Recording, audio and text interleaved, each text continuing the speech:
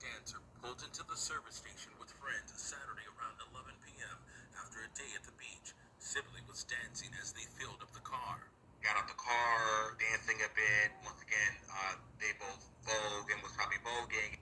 An eyewitness says Sibley was confronted by a group who yelled homophobic slurs and said his behavior was offensive to their faith. This guy walked from the store. He was like, "Why are you dancing? I'm Muslim." Police reviewing this surveillance video appearing to show a heated exchange between the two groups. Shortly after, Sibley is stabbed. His friends seen gathering around him. He was taken to the hospital where he was pronounced dead. Police have identified the suspect as a teen who remains at large. We'll find the person responsible. The tragedy put in a spotlight on violence against the LGBTQ plus community. I don't think anyone should be targeted for how they choose to express themselves, regardless of their sexuality. Sibley was one of 11 children and a beloved member of the NYC dance community. Such a vibrant spirit. The music that the victim was dancing. Hey y'all, it's me, it's your girl, the real deal, Lanita's Gills Reaction Channel. Like, share, and subscribe. Good morning, good evening, good afternoon, good night, wherever you are in this country. You are a real deal. And don't let nobody tell you you're not. But real deal, I want to get to this content right here. This is a dancer. What is Jewel? What is first name? Camille. I got to make sure. Camille Jewel. He was in New York at a gas station. Stopped with his friends and everything. They were dancing out the Renaissance. He's a famous dancer. And some people start, sending, racial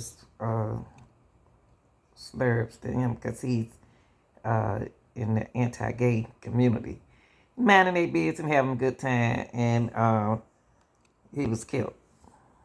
So let's listen to this, okay? That is where Mayor Eric Adams is providing an update on a man who was fatally stabbed after he was blasting BEYONCE at a gas station several days ago. Let's pop up the audio and listen in live raw and unfiltered.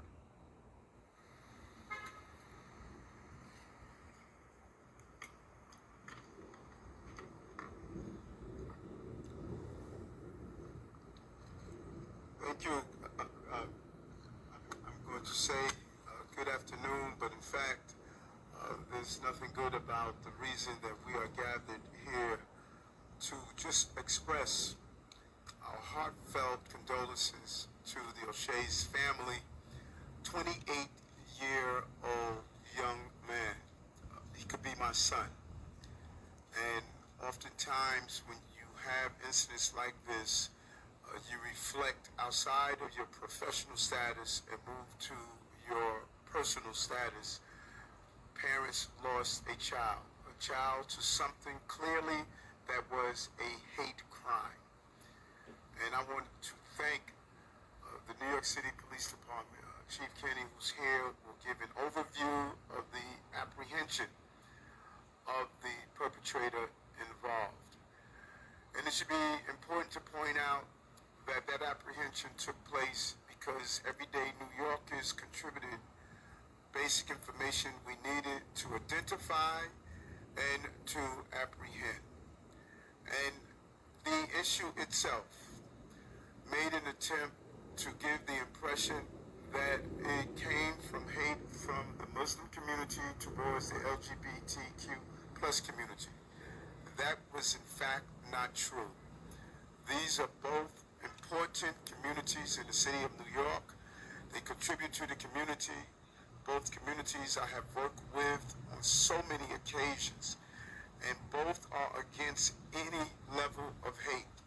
And both communities have been victimized by Islamophobia, anti-gay, and other forms of hate. Their voices have been loud and clear that they stand united against fighting any form of hate in this city.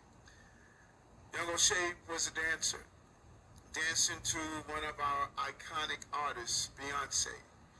just enjoying what everyday New Yorkers do. Coming to the city to really enjoy the freedom of expressing himself the way New Yorkers are allowed to do. Our message today to both the Muslim community and the LGBT plus community, as well as all others. This is a city where you are free to express yourself, and that expression should never end with any form of violence. And the police department took this case as seriously as any other case, but to make sure we can bring the perpetrator to justice. And yes, it was announced yesterday that we apprehended the suspect. I'm going to now turn it over to Chief Kenny to go over the preliminary information before introducing two representative leaders in both the LGBT. Sonia Ali. I'm the Executive Director of Muslim Community Center. Today, we stand at the very spot where a life was tragically and unjustly taken just a week ago. The weight of this loss is felt deeply, not just by the family and friends of O'Shea, but by all of us who value life, peace, and justice.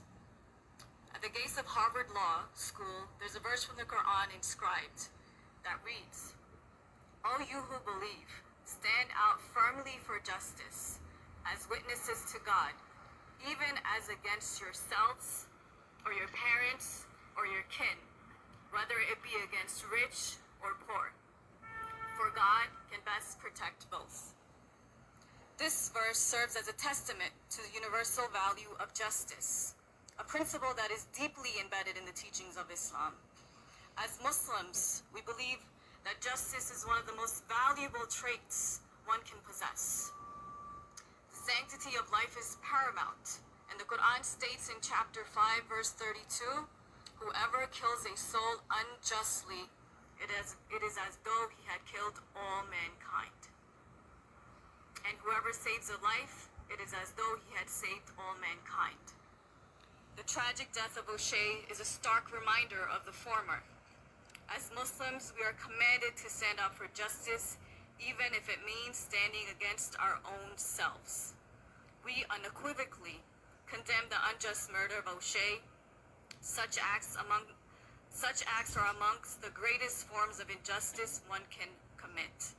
As we stand united against violence, we also stand together in the pursuit of peace and harmony. As we reflect on our shared commitment to justice, a verse from the Quran resonates deeply. Indeed, God commands justice, good conduct, and providing for relatives, and He forbids wickedness, wrongdoing, and oppression.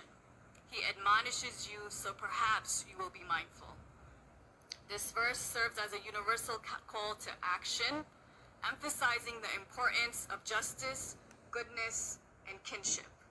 May we all be inspired by these words and work collectively towards a world filled with justice, peace, and understanding. Thank you.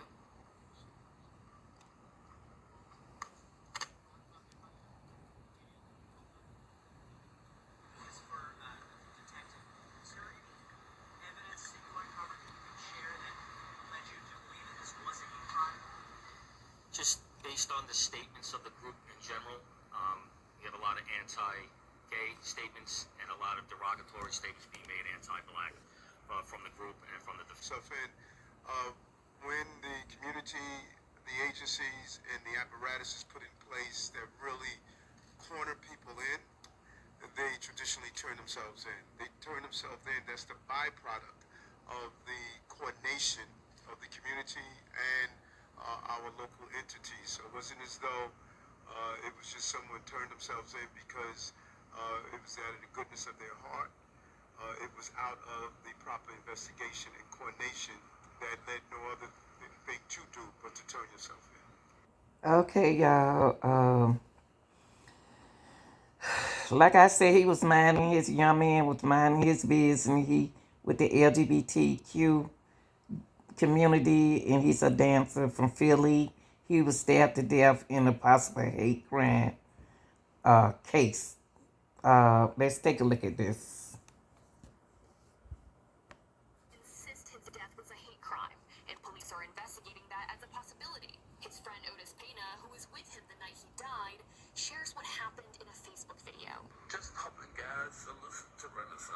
was having a good time. Sibley and their friends were at a gas station in Brooklyn, blasting Beyonce while voguing, a form of dance that imitates fashion models.